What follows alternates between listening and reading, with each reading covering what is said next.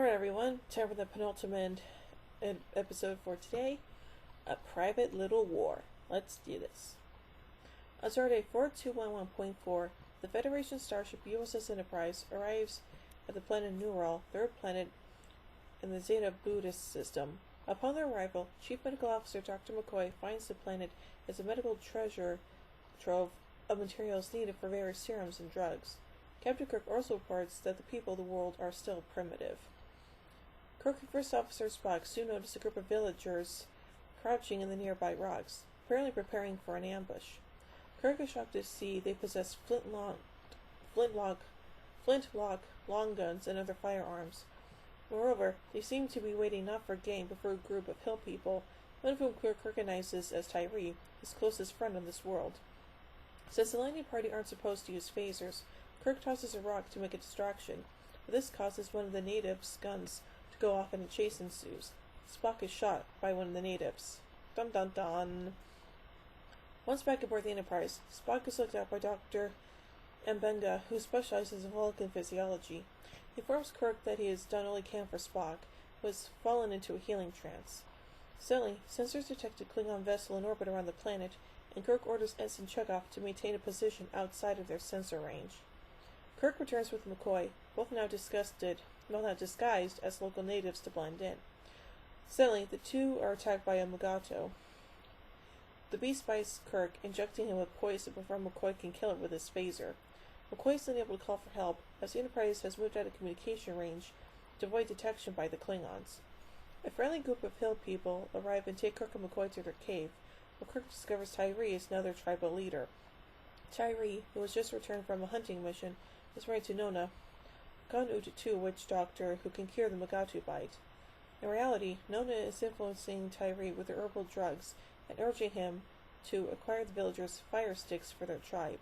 He has managed to hold out, maintaining a traditional pacifistic view. On hearing of Kirk's arrival, Nona heads for the caves and gets there just in time to see McCoy using his phaser to heat up rocks to keep Kirk warm. Nona is intrigued with the weapons and wants to know more about the mysterious guests. Nona treats Kirk with a maku root, a mobile plant. She cuts her hand and presses it against the root to cover his wound. "Take this of my soul into thine." Kirk is fully healed by the small ceremony, and McCoy says he'd like to know more about the plant she used. According to the legend, because their blood has mingled, and their souls have met in the spirit world, Kirk will be able to refuse Nona anything once she recovers. Back on the Enterprise, Spock seems to be recovering well, and Becca informs Nurse Chapel that when Spock revives, she must do exactly as Spock tells her, no matter how bizarre the request. Once Kirk recovers, he asks Tyree about the fire sticks possessed by the villagers. Tyree says he saw the weapons for the first time about a year ago and believed the villagers were making them. He has not seen any strangers like the Klingons that Kirk talks about. Kirk asks Tyree if they will help him on a reconnaissance mission to the village under the cover of night. Nona also tags along, trying to persuade Kirk to help Tyree become a more powerful leader. Kirk refuses, since he knows that Tyree holds to traditional pacifism and has even sworn an oath against killing people. Once in the enemy village, they locate a forge in which they find a chrome steel drill and some virtually carbon-free iron, evidence of the Klingons' involvement. Soon a Klingon appears, conversing with the village leader, Apella, and Kirk's group ducks to hide. Apella and the Klingon discuss the manufacture of improved weapons. Kirk and McCoy sneak up and overpower them, taking a flintlock weapon and escaping with Tyree's help. Back aboard the Enterprise, Spock finally wakes, but is only partially conscious. He requests Nurse Chapel to strike him repeatedly until he fully recovers, saying the pain helps him back to consciousness. She hesitantly does what he asks, lightly at first, but then starts slapping him hard as he requests. Chief Engineer Scott happens to stop in and witnesses Chapel's beating of Spock and tries to stop her. However, Mbenga arrives to explain that Spock's life is in danger and resumes the slapping. Spock finally comes out of his trance, thanks to the bewildered Nurse Chapel for her assistance. Back on the planet, Kirk shows the hill people how to shoot the flintlock weapon, but Tyree refuses to handle it. McCoy loudly protests, telling Kirk he is violating the Prime Directive and interfering with the natives' normal development. Kirk maintains that irreversible damage has already been caused by the Klingons, and if the two warring tribes are not on equal ground, one will slaughter the other. Kirk's interpretation of the Prime Directive compels him to arm Tyree's people with flintlocks as well, to maintain a balance of power on the planet. McCoy is horrified, but he finds no alternative solution. Thinking Tyree is too weak and hesitant to arm the people, Nona tries to seduce Kirk with her herbs, but Kirk resists and Tyree witnesses her treachery. He is angry enough to pick up the flintlock weapon and take aim at his wife, but he is unable to kill her and puts the weapon down. Soon another Megado attacks, and Kirk vaporizes it with his phaser. Nona knocks out Kirk and grabs the phaser, which in her mind is a weapon that will give her ultimate power.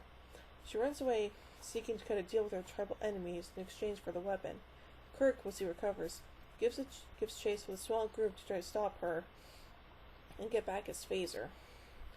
When Kirk, McCoy, and Tyree arrive, they find Nona being assaulted by the enemy villagers, who seem more interested in forcing themselves on her than learning about the weapon she is holding.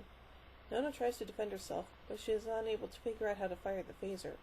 When the others arrive, tracking Nona, the enemy villagers believe she has led them into a trap and kill her for it. The villagers are driven off, and McCoy reaches the stone phaser and retrieves it. Tyree, now driven to kill, demands more firestick weapons to avenge his wife's death. Kirk reluctantly orders Mr. Scott to manufacture and beam down 100 flintlocks for the tribesmen. This will put them on an even footing with their enemy, which might satisfy the terms of the Prime Directive, but Kirk is ruefully aware of the arms race that will begin. Mr. Scott questions the unusual order, not understanding its purpose. Kirk confirms it, this time saying he wants servants for the Garden of Eden. The episode ends with the Empire pulling out of orbit. Yeesh, it's pretty grim stuff in there, huh? Anyway, let's look at the production elements of this story. Don Ingle's first draft of the script had specific references to the Vietnam War, such as Mongolian-type clothes and a character described as a Ho Chi Minh type. Other early ideas included Kirk's friendship with Tyree developing completely during Kirk's second visit to the planet, and a personal conflict between Kirk and Krell, the Klingon. Well, some pretty heavy stuff there, huh? So, I give A Private Little War 4 warp cores out of 5. Well, join me in a little while as we look at the final episode for today, Return to Tomorrow. So, until then, live long and prosper, everybody.